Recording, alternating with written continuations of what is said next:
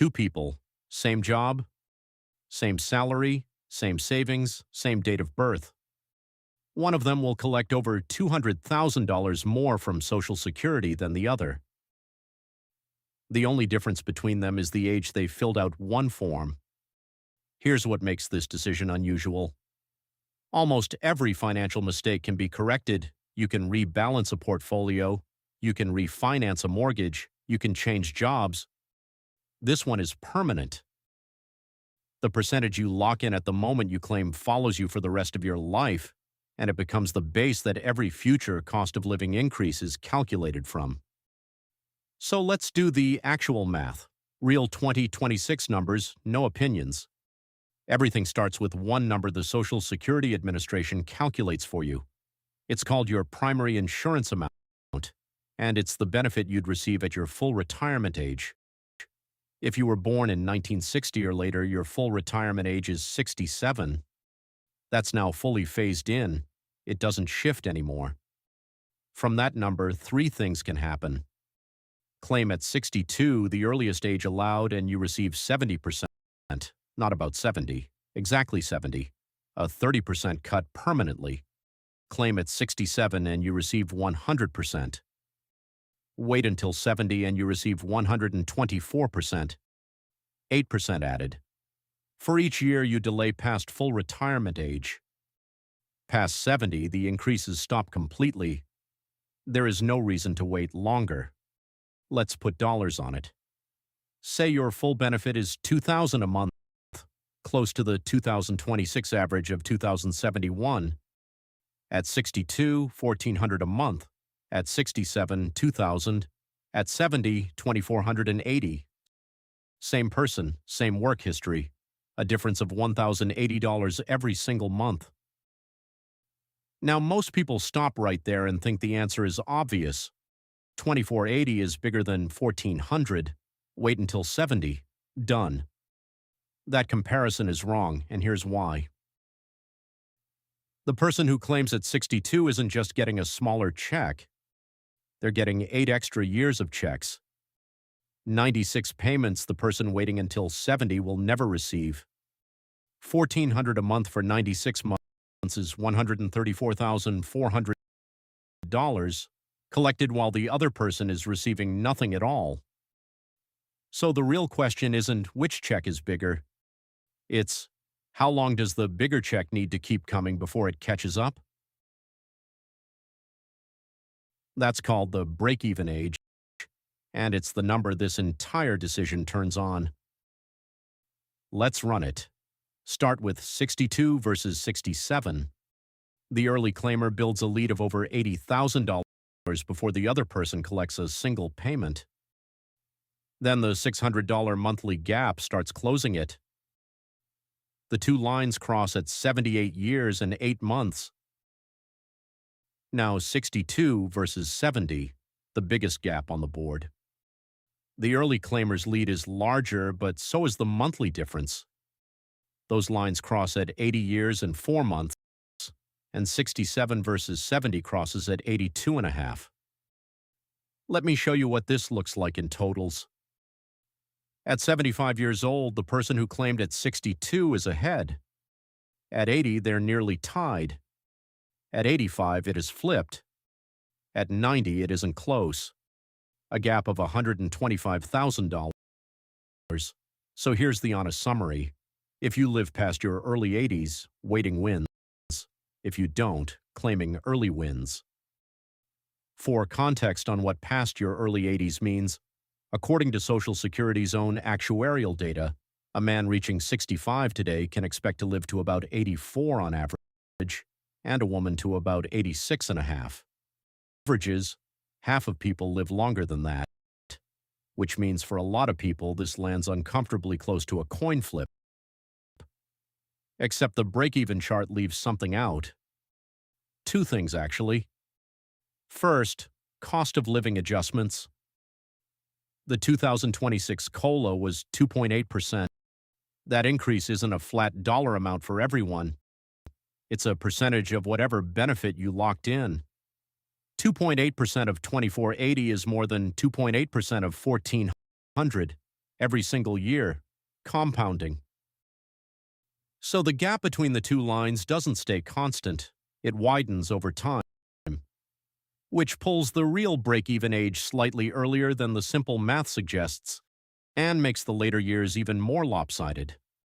Second, and this cuts the other direction, if you claim at 62 and invest every payment instead of spending it, that money is earning returns during the 8 years the other person is waiting. That pushes break-even later.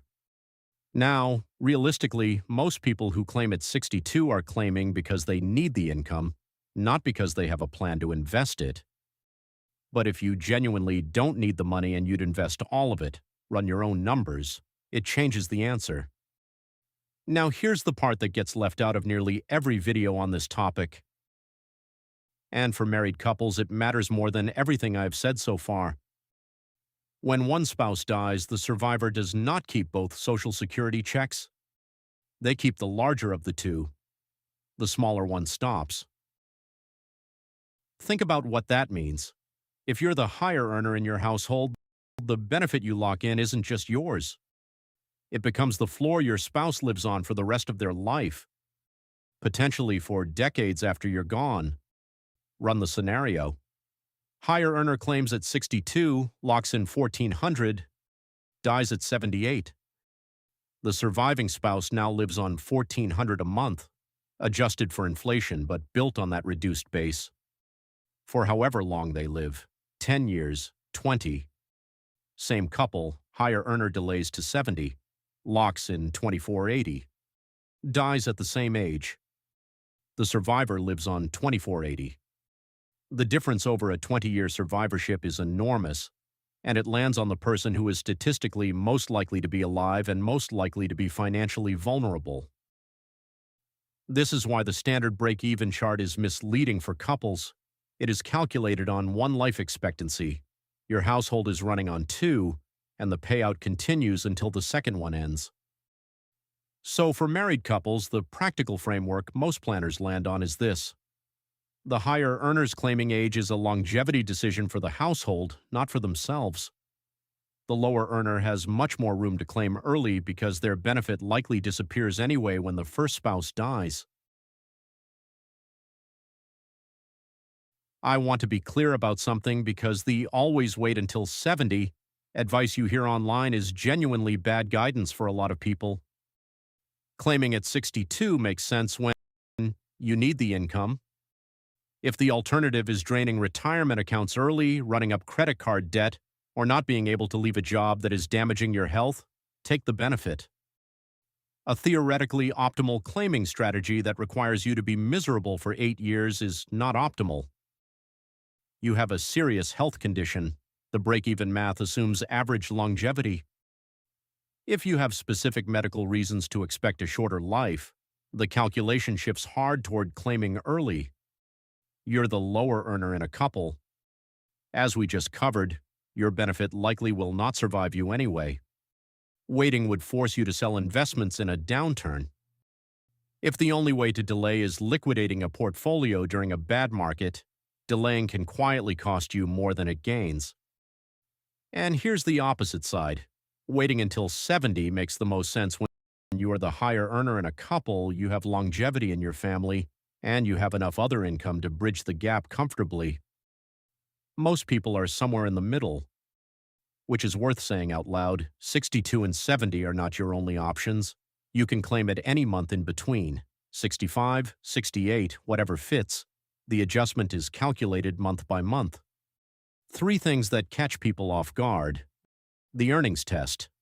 If you claim before full retirement age and keep working, Social Security withholds part of your benefit.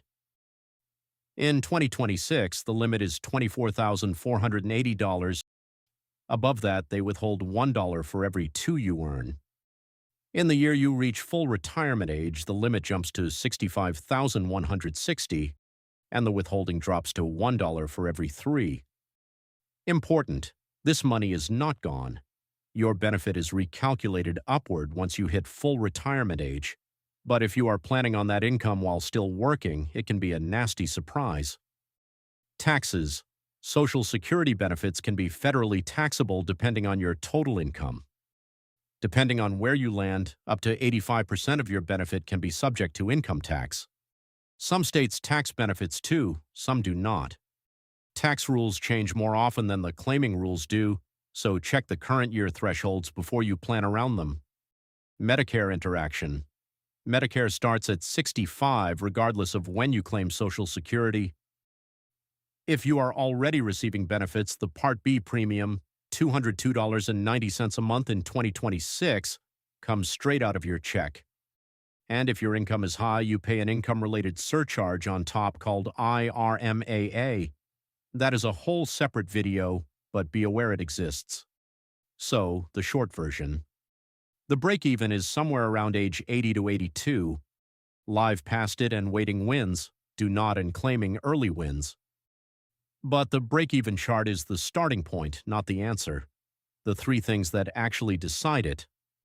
1. Do you need the money now? If yes, that outranks the math. 2. What does your health and family history suggest about longevity? 3. If you are married, are you the higher earner? Because then you are not deciding for yourself. You are setting the floor for whoever outlives you. Before you do anything, go to ssa.gov and pull your actual primary insurance amount. Every number in this video was built on a $2,000 example. Yours is different and the whole calculation runs on it.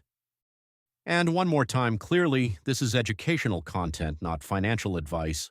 Your situation has variables I cannot see from here. For a decision this permanent, it is worth an hour with someone who can look at your full picture.